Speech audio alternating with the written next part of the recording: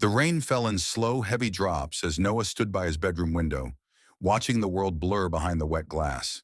15 years old, with a heart full of anger and a past he refused to think about, he clenched his fists. His phone buzzed in his pocket. Another useless notification, probably. But when he pulled it out, the screen showed a single text from an unknown number. "You should come." He waited. Noah's breath hitched. He waited. Who even had this number? His fingers hovered over the screen, confusion twisting into something darker, something he'd buried deep inside. The only he that came to mind was him, the man who had walked out of Noah's life when he was just 6 years old, the man whose grave he had never visited, his father. Noah threw the phone onto his bed like it had burned him. "Stupid prank," he muttered, running a hand through his messy brown hair. But the words gnawed at him. He waited. For what? For him? Memories he'd locked away bubbled up.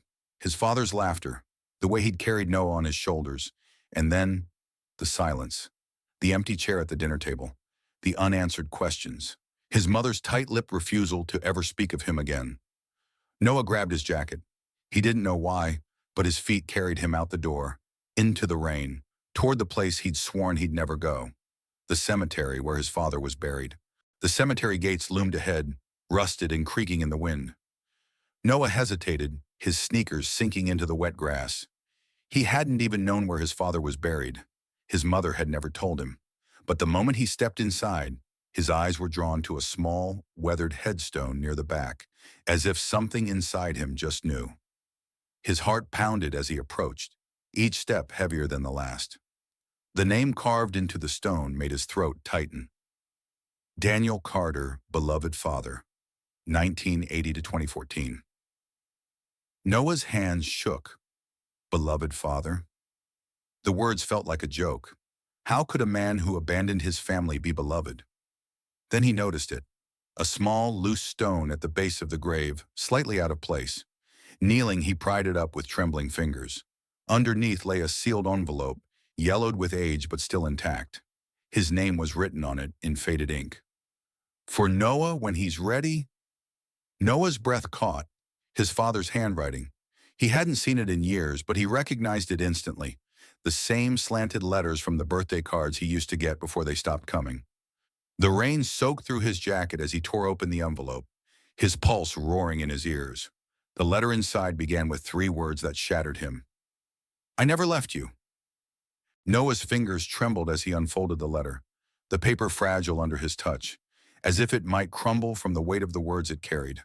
The rain blurred the ink in places, but he could still make out his father's handwriting, each stroke deliberate, each word aching with something that felt like regret, or love, or both.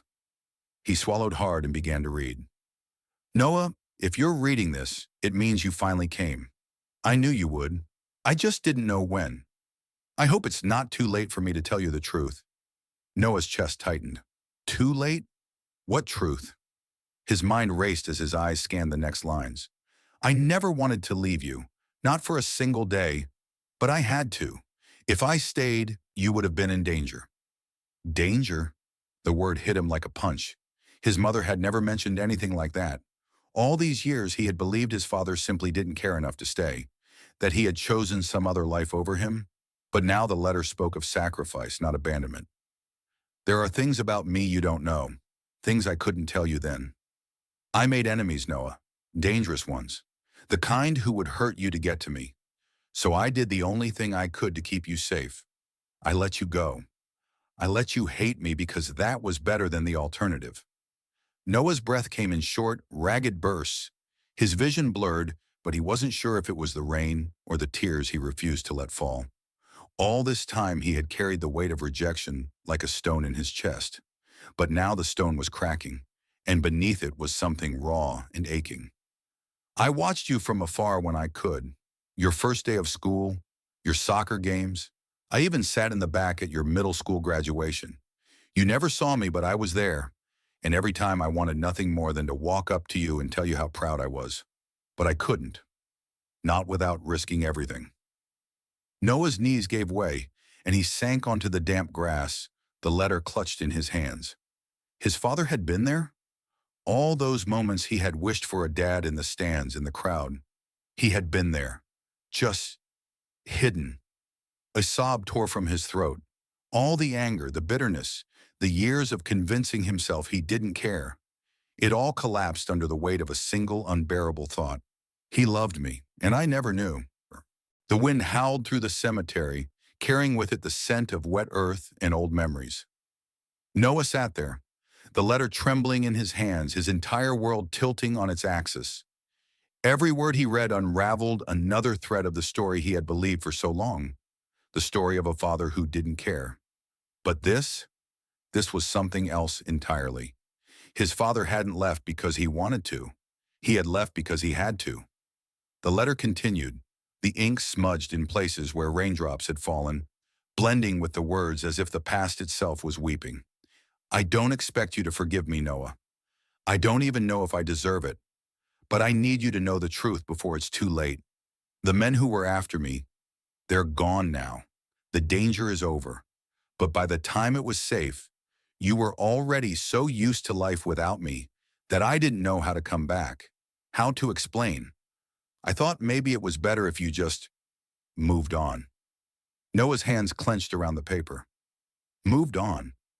How was he supposed to move on when he didn't even know the truth?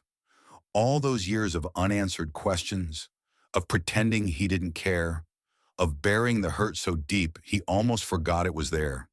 None of it had been necessary. His father could have come back. He could have told him, but he hadn't. And now, standing at his grave, Noah realized with a sharp, painful clarity that he would never get the chance to ask him why. He would never hear his voice again, never see his face, never get to scream at him or hug him or tell him how much it had hurt. The finality of it crushed him. I left something for you, the letter went on, under the old oak tree in the backyard of our old house. It's yours now. Maybe it'll help you understand. Maybe it'll help you remember me the way I was before everything went wrong. I love you, Noah. I always have. And I'm so sorry. Noah's breath hitched. The old house, the one they had lived in before his father left, the one his mother had sold years ago, refusing to ever drive past it again. He hadn't thought about that place in years, but now the memories rushed back.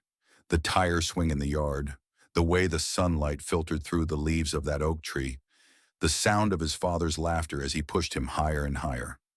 He had been happy there, and then just like that, he wasn't. Noah folded the letter carefully, tucking it into his pocket like a secret. He didn't know what was under that tree. He didn't know if he even wanted to find out. But he knew one thing for certain. He couldn't leave without seeing it for himself. The old neighborhood looked smaller than Noah remembered. The streets that had once seemed endless now felt cramped.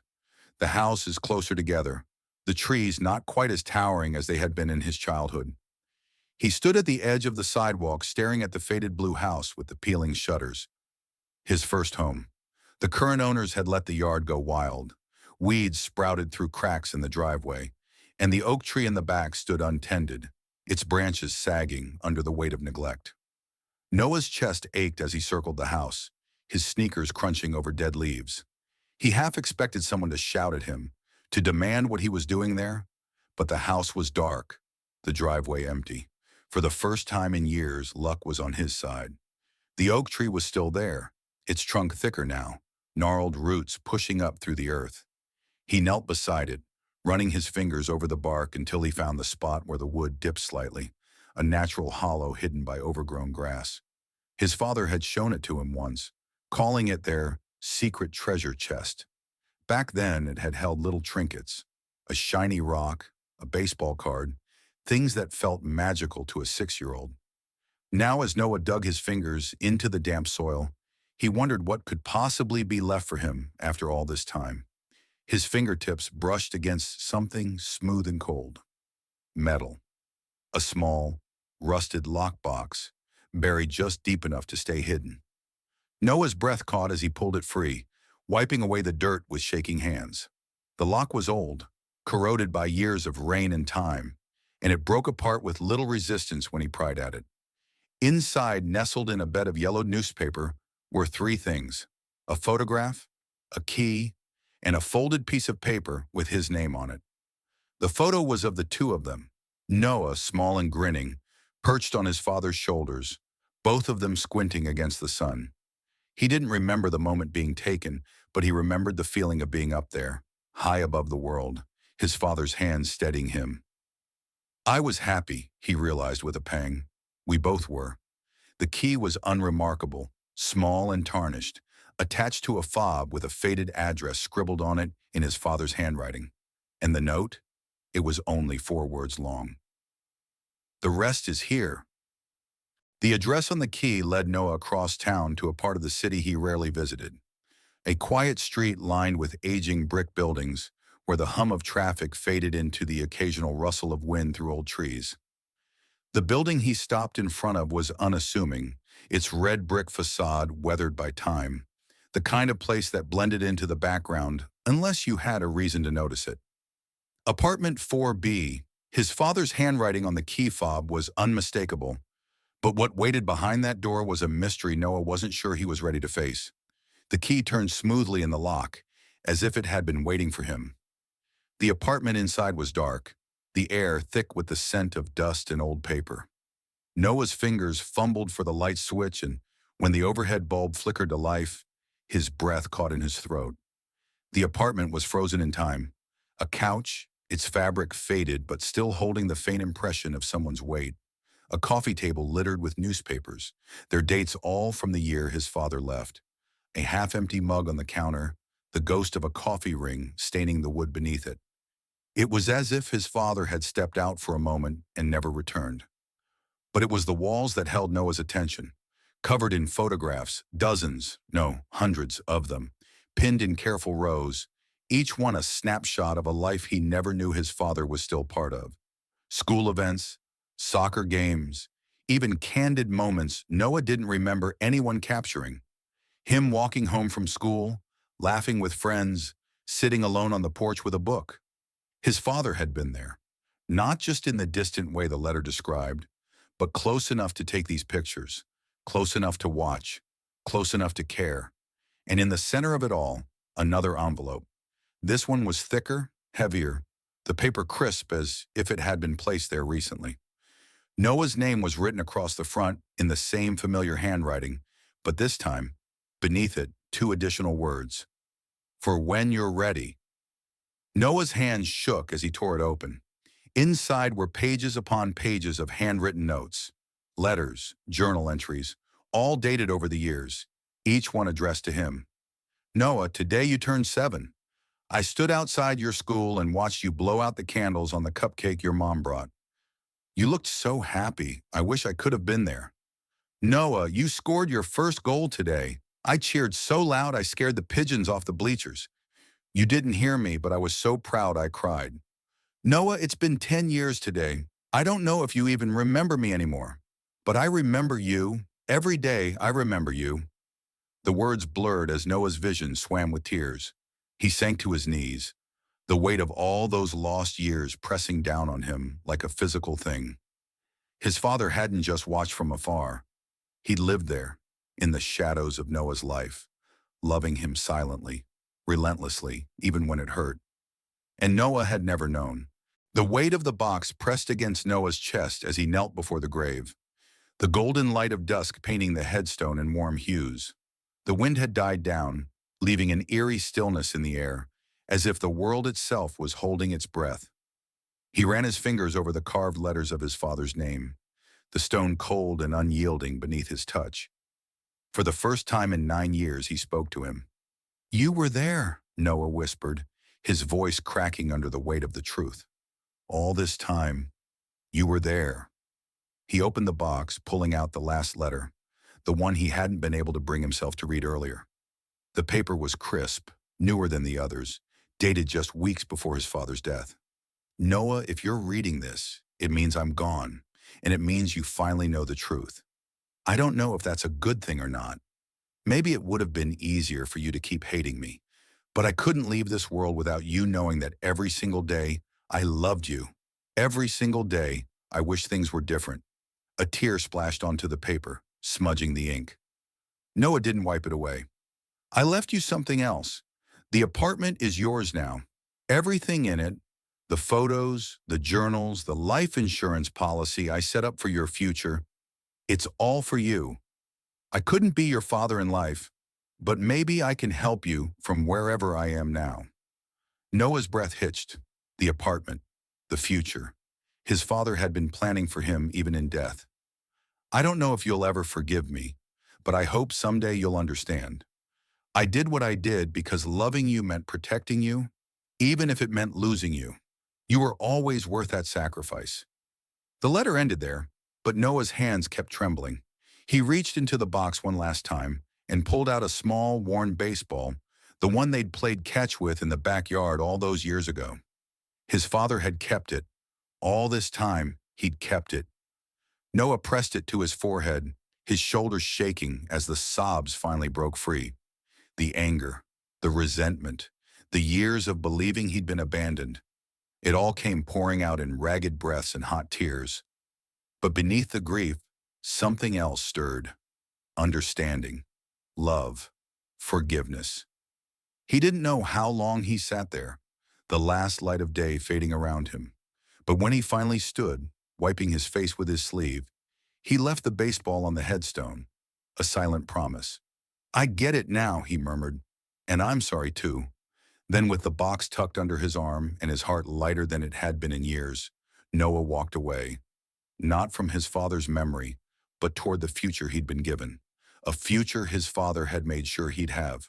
This powerful story reminds us that love often wears disguises, sometimes as absence, sometimes as silence, sometimes as choices we don't understand until much later. Parents, like all humans, are flawed and complex, carrying burdens we may never fully see. The father in this story loved so deeply that he was willing to become the villain in his child's story if it meant keeping him safe. How many of us have misunderstood our parents' actions, interpreting their limitations as lack of love? How many silent sacrifices have gone unnoticed because we were too hurt to look deeper? The truth is, family relationships are rarely simple. The people who raise us are shaped by their own struggles, fears, and imperfect ways of showing care. When we hold on to resentment, when we assume we know the whole story, we risk missing the profound love that might be hidden beneath the surface. This story challenges us to ask difficult questions. What if that parent who seemed uncaring was actually protecting you in ways you couldn't see? What if their greatest failure was actually their greatest act of love? Life gives us limited time with those who matter most. The tragedy isn't just separation, it's all the words left unsaid, the questions never asked, the understanding that comes too late. If you have parents in your life, consider reaching across the distance while you still can. Have the courageous conversation. Seek the full story. And if reconciliation isn't possible, at least make peace with the truth that human love, even parental love, is imperfect, messy, and sometimes expressed in ways that only make sense with time. Most importantly, this story teaches us that forgiveness isn't about excusing the past. It's about freeing yourself from its weight. Whether your parents are still here or gone, whether your relationship is whole or broken, remember this. Love leaves traces everywhere. In old letters, in silent sacrifices, in the spaces between what was said and what was meant. Your healing begins when you're ready to see them. Subscribe and press the bell icon so that you never miss the amazing video.